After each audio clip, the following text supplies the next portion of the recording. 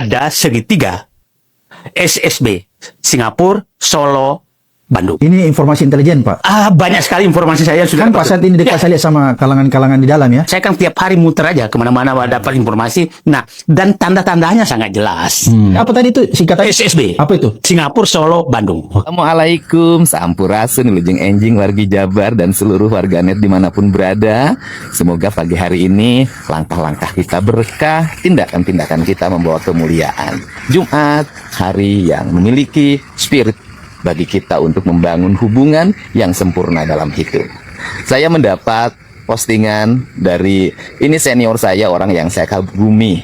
Di era Pak SBY seorang profesional, di era Pak Jokowi memiliki sikap yang sangat oposisi, di era saat ini, di era Pak Prabowo memiliki sikap-sikap yang terbuka, analisis-analisis yang konfrontatif terhadap berbagai bentuk tindak pelanggaran bagi kedaulatan dan kekayaan bangsa.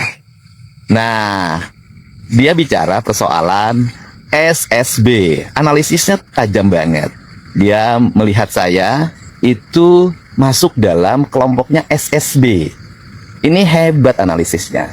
Betul, Pak. Saya ini memang orang yang saat ini sangat menekuni SSB. Bahkan dari dulu saya merintisnya. Nah, kalau dulu saya tinggal di Purwakarta, namanya SSP. Nah, kalau sekarang saya tinggal di Bandung karena gubernur ya. Tinggal dari sisi rumah dinas. Kalau tinggal sehari-harinya di Subang, di Lembur Pakuan. SSB, Sekolah Sepak Bola Bandung. Bukan SSB yang Bapak maksud, yaitu Singapura, Solo, Bandung. Saya makin gak ngerti, Pak.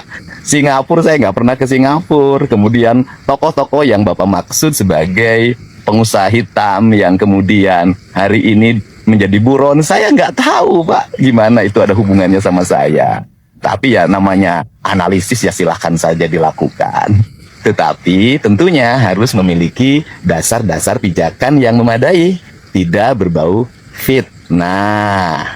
Nah, selanjutnya bahwa kita semua saat ini kan ingin bekerja buat negara, ingin bekerja agar Pak Prabowo sukses dalam memimpin.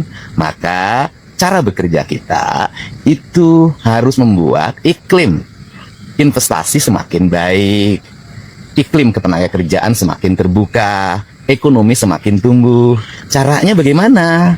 Opini yang kita bangun itu harus menyejukkan banyak orang, membuat investor tidak ketakutan. Tapi kalau selalu menebar opini-opini yang membuat orang ketakutan berusaha di Indonesia dengan berbagai isu yang menurut saya isunya sangat sensitif dan berbahaya, maka apa yang kita cita-citakan itu akan jauh dari kenyataan.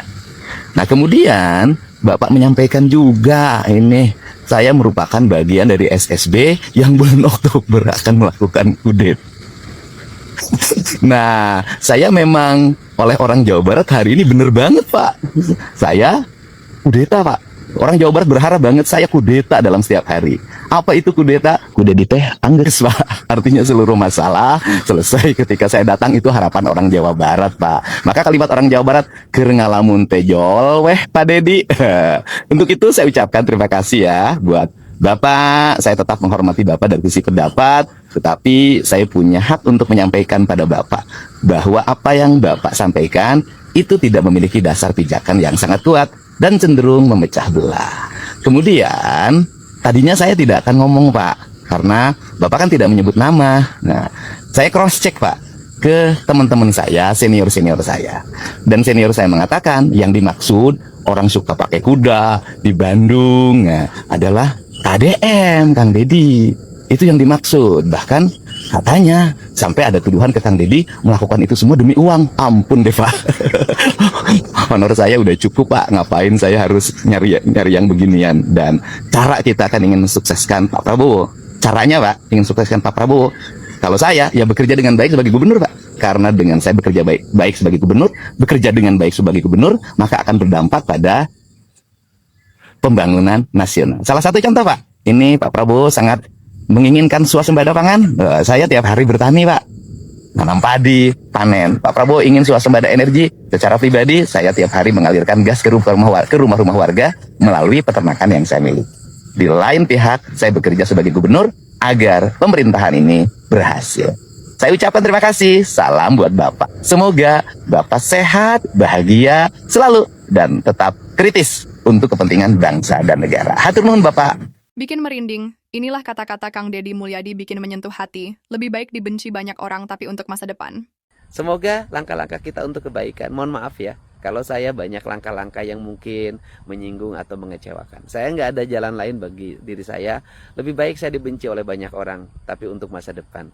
Daripada dipuji oleh banyak orang, tapi membuat kehancuran. Bagaimana menurut kalian? Tulis di kolom komentar. KDM ngonten di NTT. Terus masalahnya apa? Salahnya di mana? Kok tiba-tiba banyak banget yang emosi, banyak banget yang tantrum saat KDM pergi ke NTT untuk membantu para korban di sana? Masalahmu apa? Gini loh ya, ke negara lain aja kalian buka donasi bertahun-tahun, ya kan? Negara yang jauh di Timur Tengah sana, kalian open donasi udah bertahun-tahun kan? Bener kan? Ini KDM pergi ke NTT membantu bangsanya sendiri. Terus anehnya di mana gitu loh. Dan rata-rata ya yang nyinyirin ini tuh konten kreator juga. Lagi ya, konten itu cara orang berkomunikasi. Cara KDM berkomunikasi dengan orang lain. Berawal dari tawaran Pak Deddy Mulyadi, Jabar, Jawa Barat kini punya 3.000 penyapu jalan, gajinya 3, juta. Nah, teman-teman, ya ini bagus ya idenya Pak Deddy. Jadi walaupun dia menggaji orang yang belum punya pekerjaan, diberi gaji 3,3 juta. Ya, itu pun mungkin kan dari kas APBD, tapi nggak apa-apa. Yang penting supaya ekonomi itu tetap bergerak. Ini boleh dicontoh, bener nggak? Kepala daerah lain. Ya, jadi harus menciptakan banyak lapangan pekerjaan. Dengan menciptakan lapangan pekerjaan, penghasilan masuk, otomatis mereka belanja. Nah, di pasar-pasar belanja ini itu. Makanya ekonominya tetap bergerak. Ya, oke. Tuh thumbs up. Moga-moga di tempat lain juga banyak ya lapangan-lapangan pekerjaan ya. Khususnya mungkin di daerah Jakarta, Bogor, Bekasi, dan lain-lainnya. Gebrakan Gubernur Jawa Barat ini memang membuat seluruh masyarakat Indonesia ikut merasakan memiliki pemimpin yang begitu tegas. Bahkan sebagian masyarakat di luar Provinsi Jabar pun ingin memiliki gubernur seperti Kang Deddy Mulyadi. Bisa nggak tukeran aja gubernurnya, kata netizen? Masyarakat menilai Kang Deddy layak menjadi pemimpin menggantikan Prabowo di masa yang akan datang. Ada juga yang mengatakan Deddy Mulyadi cocok disandingkan dengan Anies Baswedan. Namun sontak warganet membalasnya tidak cocok sama sekali jika disandingkan dengan Deddy Mulyadi. Jika Kang Deddy layak menjadi pemimpin di masa yang akan datang, menurut saudara siapa yang pantas mendampingi Kang Deddy? Gimana nih warga Jabar, minta 2 periode atau lanjut jadi R1? Coba tulis di kolom komentar. Kalau saja guys, capres bisa independen tanpa partai, Bapak Deddy Mulyadi nggak perlu pakai partai, yakin unggul, yakin menang. Kenapa? Seluruh masyarakat Indonesia tahu dengan kinerja Bapak Deddy Mulyadi Jawa Barat. Puas. Elektabilitas udah jelas. Sudah melangkahi ketumnya, Partai Gerindra, Bapak Prabowo Subianto. Kira-kira nih menurut kalian gimana Bapak Deddy Mulyadi? Apakah nyapres di tahun 2009? Apakah 2 periode di Jawa Barat? Tapi kalau melangkahi Bapak Prabowo kayaknya nggak mungkin. Karena dia punya akhlak, punya adab. Nggak kayak Anies, pengkhianat sejarah politik. Berani dia melawan sama orang yang pernah menolongnya. Kira-kira nih menurut kalian gimana? Apakah Bapak Deddy Mulyadi nyapres atau 2 periode Jawa Barat? Mau gua sih RI 1 2009. Salam Jawa Barat.